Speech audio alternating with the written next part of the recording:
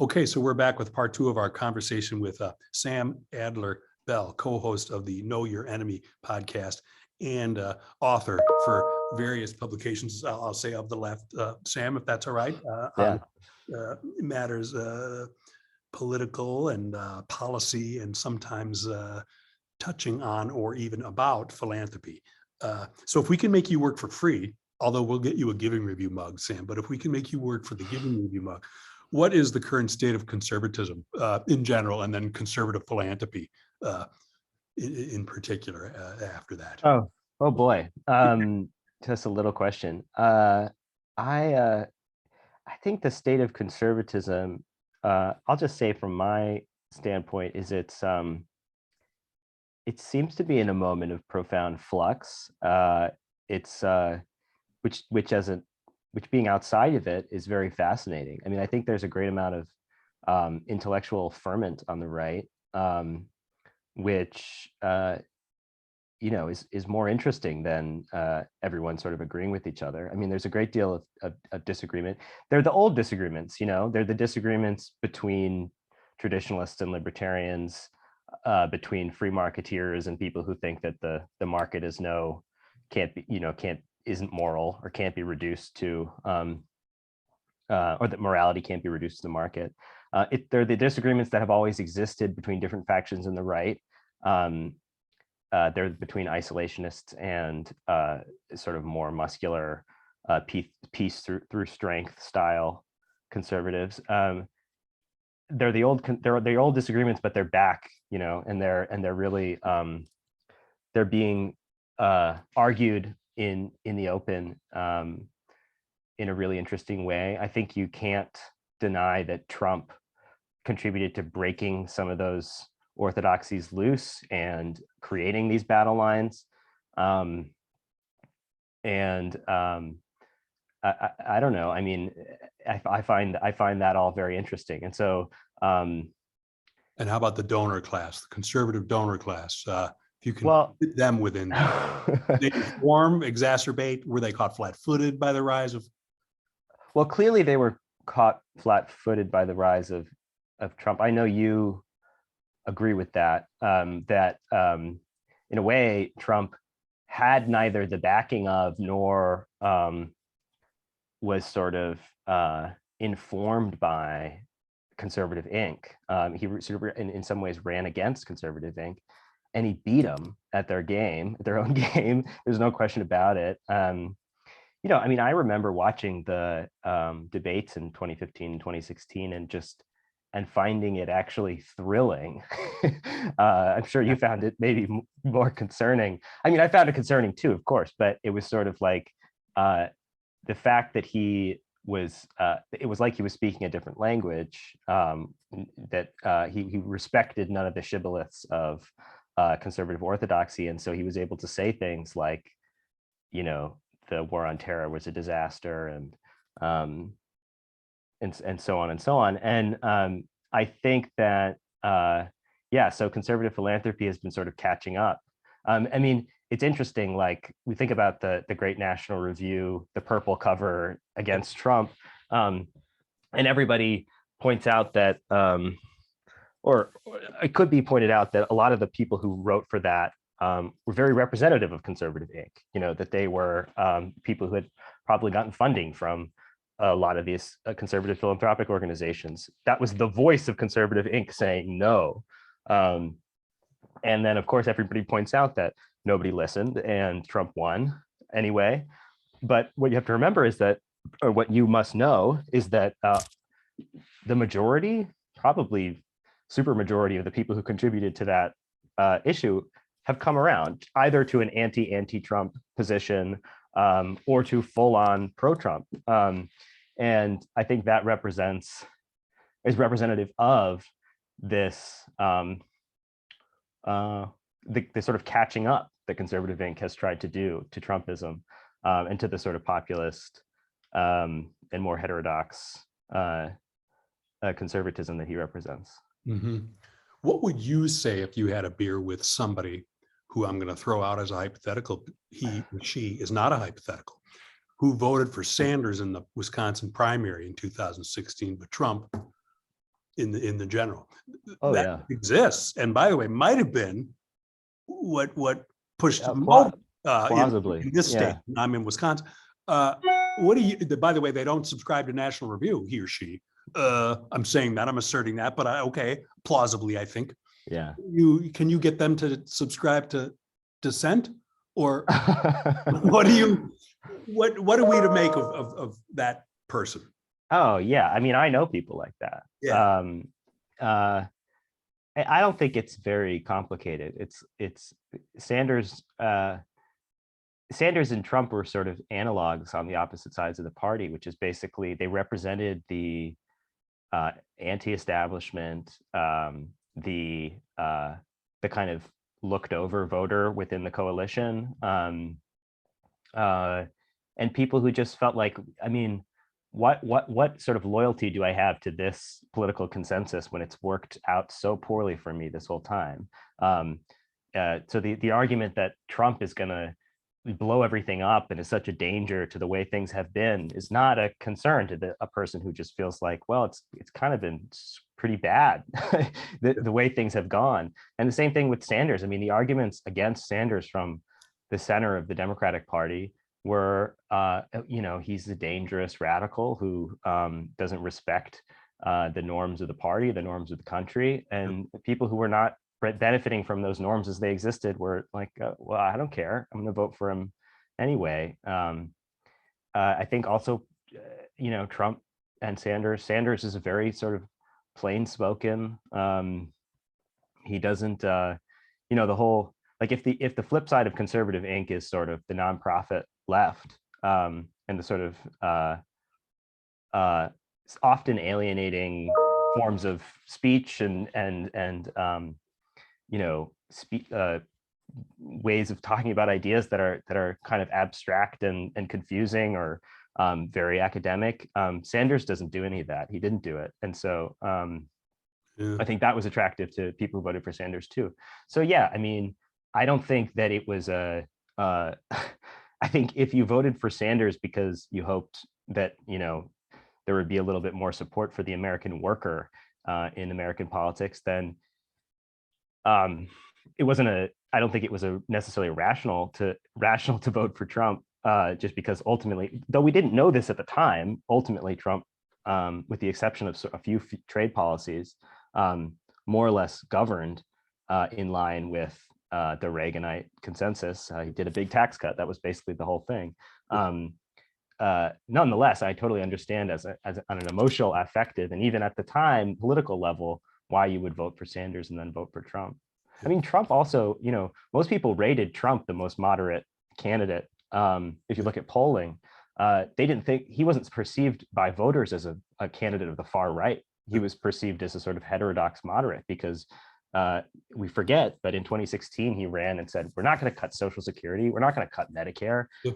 These sorts of things that, the Paul Ryan wing of the party has been saying was our goal. He said, no, well, of course, we're not going to do that. And so for a Sanders voter, disaffected, maybe working class, or at least less educated than the higher rungs of the Democratic Party, totally makes sense to me. Yeah. When you had conservative Nate Hartmann on your show, which was a great show, I think this was late last or maybe early this year, you three discussed really ideological overlap in recent critiques, sometimes harsh, of woke capitalism. Mm-hmm. I think, by the way, a Sanders-Trump voter, hypothetical or real, would maybe share in that critique, perhaps using different words. Mm-hmm. Might there also be sometime soon, by which I guess I mean in the next 5 years, similar ideological overlap against in critiques of what might be called woke philanthropy? Yeah, I mean, you already see that on the right. I mean, there's definitely a fixation on like George Soros, right, as the sort of boogeyman of left-wing philanthropy. And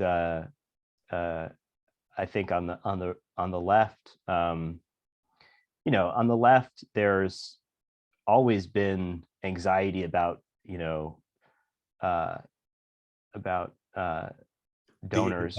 The anti-democratic nature of it all. Yeah, the anti-democratic nature of it all, the kind of the dark money, the back rooms, the idea that like nefarious, wealthy industrialists are funding the conservative movement, and so it's not new. The woke part of it is it's hard to nail down because I tend to find it's not a particularly useful term to me because it's so it's deliberately mutable and slippery. It basically means various kinds of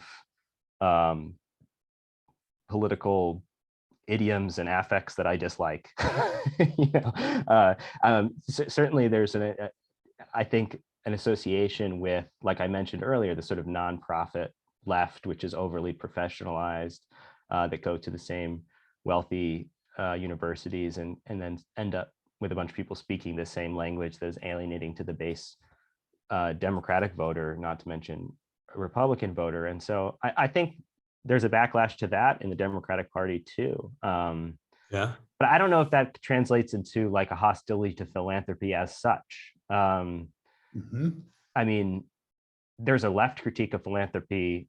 I think that you alluded to it in an email with me, which is just that like it's undemocratic, that essentially we should tax the hell out of these rich people and then have the public actually decide how we spend money to help the common good. And I'm frankly sympathetic to the argument. Unfortunately, like our electoral system is so broken and stagnant that it's actually pretty hard for collective will to be translated into public policy. So I can, I understand why people would maintain some investment in targeted donations and stuff like that. Yeah.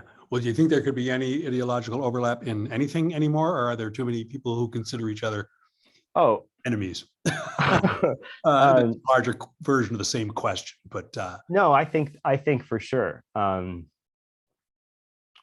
I think ideologically, the left, certainly the sort of more redistributive economic left, has a lot of overlap with this rising populist right. Of course, the right. So we'll say that the child tax credit was very supported on the right.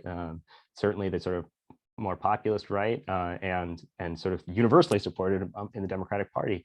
I think that it's notable that they can't get it done. They can't get it renewed. I mean, that's an indictment of the way that our legislating goes in this country, and I think it's probably an indictment of the Republicans because despite the fact that they're constantly saying like we're gonna think about the family as the essential unit of American life and renewed Tocquevillian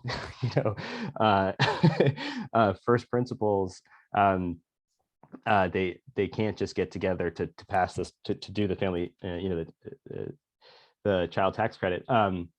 But so of course there's a sort of on the right sort of more family-based welfare policies, which I think many people on the left would support too. I mean, the whole Blake Masters, we should have a family should be able to raise, to be comfortable on one income. They've all read I'm losing my steam here. They've all read the two income trap. Yeah. Which is and so there's overlap there. I think there's also overlap on tech, on sort of the antitrust enforcement in tech. There's overlap on war. I mean, there really was. It's a sort of a complicated issue now, but there are isolationists on the right and there are interventionists on the left who have in the past few years, during the Trump years, joined together to pass war powers resolutions to try to get, for example, the Americans to stop, giving weapons to the Saudi Arabia in the war in Yemen. So there's been that. I think there's overlap similarly on surveillance and civil liberties issues, and these these are sort of the classic like Freedom Caucus, Progressive Caucus. Well, that's right. overlap. And this is Yeah. not common ground, I guess. It's the where the circle comes together, as people would say. But so that's a good list. Why not doing something about cutting back on the tax preferred treatment of elite endowments? Yeah. Nonprofit or otherwise. I guess I only mean nonprofit because that's what the tax benefit. But you know, why throw that on the list? Why not? I mean, I would go in for a lot of taxing, you know, endowments of massive private, you know, nominally nonprofit, but massive landowning universities and stuff like that. It doesn't seem like there's it doesn't seem like it's in the offing. I mean, maybe it does to you. Maybe you guys feel like you're on the chopping block, but I'd be interested to hear. Yeah. Well, the real answer is I don't know. Should certainly be floated, discussed, or at least just. I mean, there's certainly people on the right who will say, you know, when the conversations about like wokeness at like Yale come up, they start to say like, well, let's just take the endowments, and then people on the left go, well, don't threaten me with a good time, you know, because there are people on the left who we don't think of the university as like our yeah, the people on the right think, oh, all left wingers like love Yale. It's like, no, not really. Well, no, we know. Yes, we know, right? Because we're noting with interest the discontent with elites, you know, progressive left, and that's a good, healthy thing. And you know, so maybe they're right. I don't know. That's not necessarily an enemy position. It is the case, like that philanthropy, academia is seen by conservatives as left. I think they're right about that. Yeah. So is philanthropy, big philanthropy, policy-oriented establishment philanthropy. But anyway, so why don't we leave it at that as a hypothetical potential future ideological overlap? But sounds good. I think you kind of ended with an indictment of the right there. I should have tried to get you to indict the left. You were on the failure to pass tax policy, family-friendly tax stuff. But well, I could rail against the left for hours on end if you wanted me to. That's not a problem. That's one thing people on the left do all the time. Yeah. Well, Sam Adler-Bell, thanks so much for joining us. I totally appreciate your time. We will get you your mug, and please accept our thanks for your time. Thanks. I appreciate it. It was fun.